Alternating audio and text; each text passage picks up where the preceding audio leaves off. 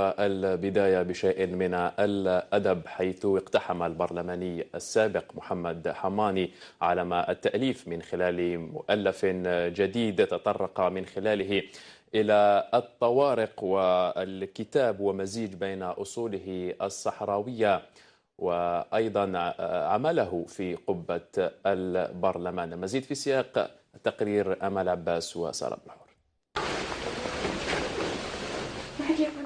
في بيئة صحراوية، هكذا استقبلنا المؤلف محمد حماني بمنزله.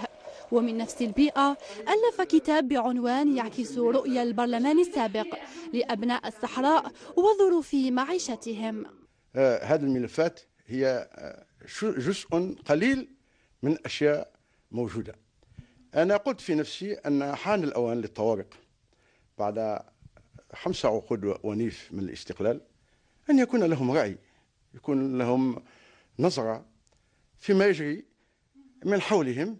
هم أولى باش يقولوا كلمتهم كجزائريين وطنيين يحبوا بلادهم. مؤلف حاول توثيق مسيرته من خلال المزج بين مشواره تحت قبة البرلمان وبين أصوله الصحراوية وما عاشته الجزائر من تهديدات على الحدود.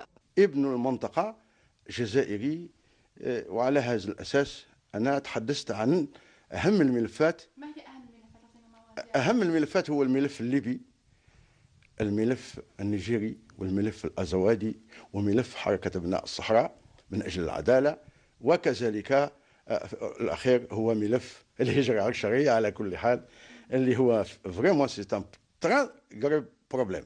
هو شاهد حي على مراحل ومحطات توقف عندها ليرسم توجها جديد لرجال الساسة بتأريخ تجاربهم.